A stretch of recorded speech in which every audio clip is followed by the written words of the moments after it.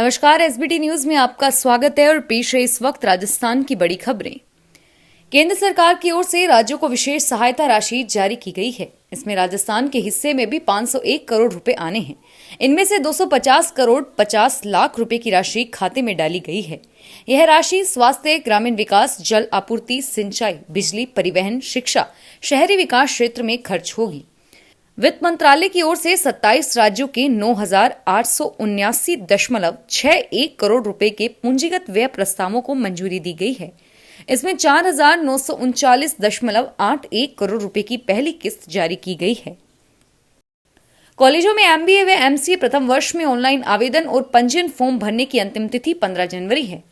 Engineering college of Bikaner में प्रबंध विभाग के असिस्टेंट प्रोफेसर डॉक्टर नवीन शर्मा ने बताया कि हमारे कॉलेज सहित तमाम कॉलेजों में एमबीए व एमसीए प्रथम वर्ष में राजस्थान एवं राजस्थान से बाहर के अभ्यर्थियों की प्रवेश प्रक्रिया के बाद रिक्त रही सीटों पर विशेष अंतिम चरण के माध्यम से संस्थान स्तर पर प्रवेश प्रक्रिया जारी है।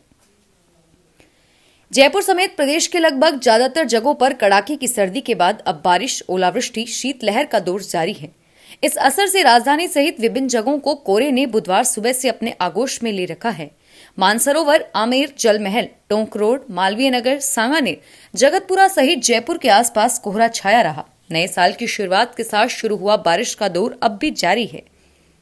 राज्य की बेहतरी के लिए औद्योगिक विकास जितना जरूरी है, उतना ही आवश्यक उन उद्योगों की सुरक्षा। प्रदेश में कल कारखानों और औद्योगिक संपत्तियों की सुरक्षा के लिए सीआईएसएफ की तर्ज पर राज्य औद्योगिक सुरक्षा बल के गठन की तैयारी की जा रही है। सरकार के स्तर पर राजस्थान होमगार्ड औद्योगिक सुरक्षा बल गठित करने पर मंथन किया जा रहा है। वर्तमान में राज्य में औद्योगिक क्षेत्रों का विकास अपने उच्चतम स्तर पर है। राज्य में निरंतर विकासशील एवं परिवर्तित औद्योगिक वातावरण के मद्देनजर राज्य सरकार के समक्ष लगातार नई चुनौतियां उत्पन्न हो रही है। चित्तौड़गढ़ जिले के रावतभाटा में बुधवार को अज्ञात वाहन की टक्कर से एक भालू की मौत हो गई। भालू ने मौके पर ही दम तोड़ दिया। हादसा वन क्षेत्र मुकंदरा के पास हुआ। सूचना पर वन विभाग की टीम मौके पर पहुंची। मुकंदरा से बाहर निकला भालू का बच्चा रावतभाटा चित्तौड़गढ़ मार्ग पर दुर्घटना का शिकार हो गया।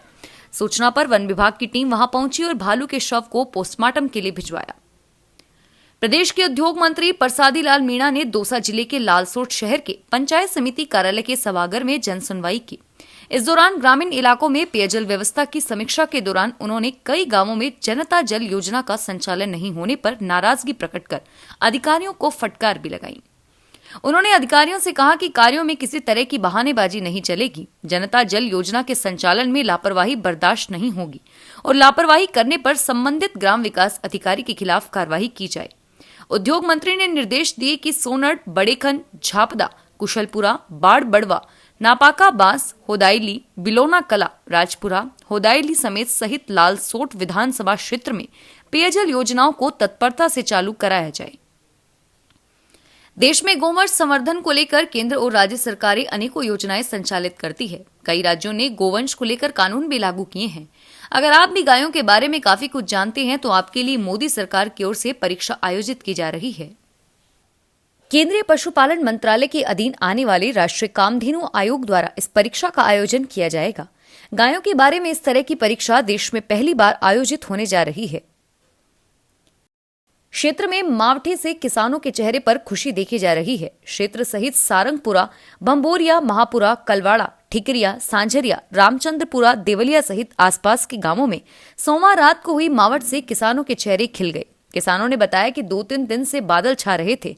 बारिश से खेतों में खड़ी गेहूं, जो चना, सरसों की फसलों के लिए अमृत जैसा काम करेगी। बारिश से फसलों पर लगे कीटाणु हट जाते हैं और फसल अच्छी पैदावार देती है।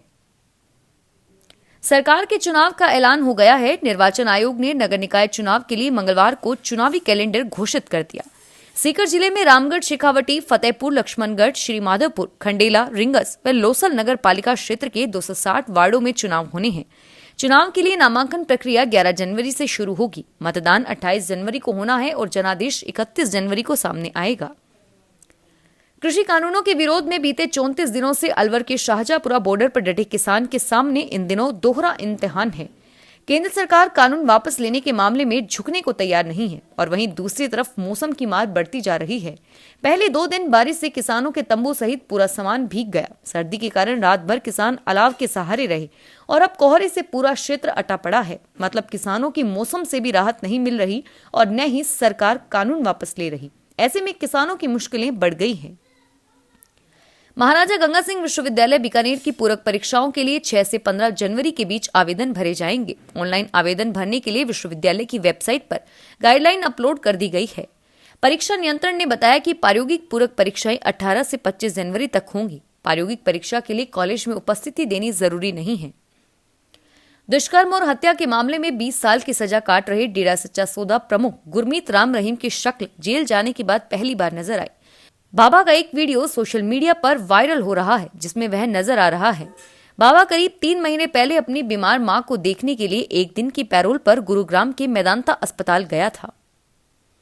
जोधपुर विधायक मनीषा पवार ने जेल बोर्ड की सदस्य गीता बरवड़ के साथ मंगलवार को जोधपुर सेंट्रल जेल का निरीक्षण कर बंदियों के लिए सोनोग्राफी व ईसीजी मशीन लगवाने की घोषणा की।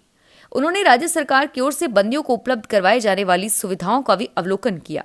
जेल अधीक्षक ओम प्रकाश शर्मा ने बताया कि राज्य सरकार की ओर से बंदियों व कैदियों के पुनर्वास के लिए बेहतर प्रयास करने के उपायों पर चर्चा की गई। जयपुर इंटरनेशनल एयरपोर्ट पर अब घने कोहरे और खराब मौसम के चलते विमानों की उड़ान प्रभावित नहीं होगी। टेक ऑफ भी आसानी से हो सकेगा। इसके लिए यहां अत्याधुनिक कैट 3B तकनीक के साथ इंस्ट्रूमेंट लैंडिंग सिस्टम का उपयोग शुरू होने जा रहा है। इस सिस्टम के जरिए खराब मौसम में भी विमानों की सफल लैंडिंग करवाई जा सकेगी। गौरतलब है कि प्रदेश में सर्दी का असर लगातार हावी हो रहा है। मौसम भी पल पल अपने रंग दिखा रहा है। तापमान में गिरावट, शीतलहर, बारिश व ओलावृष्टि के बाद अब घना कोहरा छाने से जनजीवन पर असर पड़ रहा है। कोटा उत्तर नगर निगम बोर्ड की बैठक बुधवार को निगम के सभागार में महापौर मंजू मेहरा की अध्यक्षता में हुई। पहली बैठक होने के कारण सदस्यों का परिचय और सामान्य विषयों की चर्चा हुई। शुरुआत में महापौर ने अपने संबोधन में सभी पार्षदों का शब्दों से स्वागत किया।